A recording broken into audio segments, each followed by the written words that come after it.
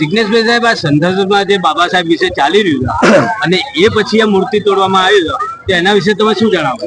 મનુસ્મૃતિમાં માનનારા સંવિધાન વિરોધી તત્વો આરએસએસ અને ભાજપના લોકો સત્તાના સર્વોચ્ચ સ્થાન ઉપર બેઠા છે અને ત્યાં બેસવાના કારણે પોતાનું મનુવાદી માનસ સતત એ છલકાવી રહ્યા છે. આપણા દેશની પાર્લામેન્ટ એ દુનિયાની પહેલી પાર્લામેન્ટ બની જેમાં જે તે દેશના સંવિધાન નિર્માતાનું અપમાન કરવામાં આવ્યું હોય. આવો જગતમાં બીજો કોઈ દાખલો નથી. અને આ દુષ્કૃત્ય એ ભારતના ગૃહમંત્રી અમિત શાહે કર્યું. એમણે એવું કહ્યું કે આજકાલ અંબેડકર અંબેડકર અંબેડકર કરના ફેશન બની ગયા है. અમે એમને કહેવા માંગીએ છીએ કે ડોક્ટર બાબા સાહેબ આંબેડકરનું નામ તમીઝથી બોલતા શીખ. અને બીજું કે ડોક્ટર બાબા સાહેબ આંબેડકર એ અમારા માટે ફેશન નહીં, એ અમારું પેશન છે. અને તમારું એવું કહેવું છે કે અંબेडकर के बजाय भगवान का नाम लेते तो स्वर्ग मिलता. અમારું એમ કેવું છું કે સ્વર્ગ તેલ લેવા ગયું.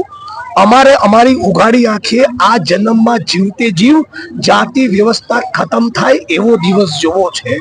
એવો દિવસ જોવો છે જેમાં એક પણ ગામમાં ભારતના કોઈ પણ ખૂણે આભડછેલું ના હોય અને સફાઈ કામદારી ગટરમાં ઉતરીને મરવું ના પડે. અમારે સ્વર્ગ ને ફર્ગ મૃત્યુ પછી કેવું જીવન મળશે એની કોઈ લેવા દેવા નથી. અમારે તો અત્યારે જીવતે જીવ મનુવાદનો ખાત્મો થાય એવો દિવસ જોવો છે. એટલે અમિત શાહ, તમે માફી માંગો અને રાજીનામું આપી દો. બાકી ગુજરાત અને ભારતના દલિતોનો આક્રોશ રોકાવાનો નથી. આટલું ઓછું હતું.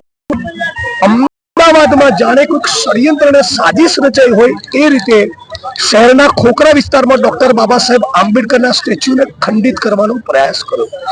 થોડાક દિવસ પૂર્વે મહીસાગરની કલેક્ટર નેહા કુમારી દુબેએ દલિત સમાજના યુવાનને બાસ્ટર્ડ હરામી કીધું અને કહ્યું કે આને તો ચપ્પલથી મારવો જોઈએ. હદ તો એ છે આ કલેક્ટર એવું બોલે છે કે 90% એટ્રોસિટીના કેસ દલિતના આદિવાસી એ બ્લેકમેલિંગ માટે કરે છે. આ બધા લોકોને રાજ્ય સરકારનું શરણ મળેલું છે. એના વગર બાબા સાહેબના સ્ટેચ્યુને ખંડિત કરવાની, પાર્લામેન્ટમાં બાબા સાહેબની વિરુદ્ધમાં બોલવાનું અને 90% દલિતો એટ્રોસિટીના કેસ ખોટા કરે છે. આવું કરવાની હિંમત તો જ મળે જો આરએસએસ અને ભાજપનો આવો કોઈ પ્લાન કે ષડયંત્ર હોય.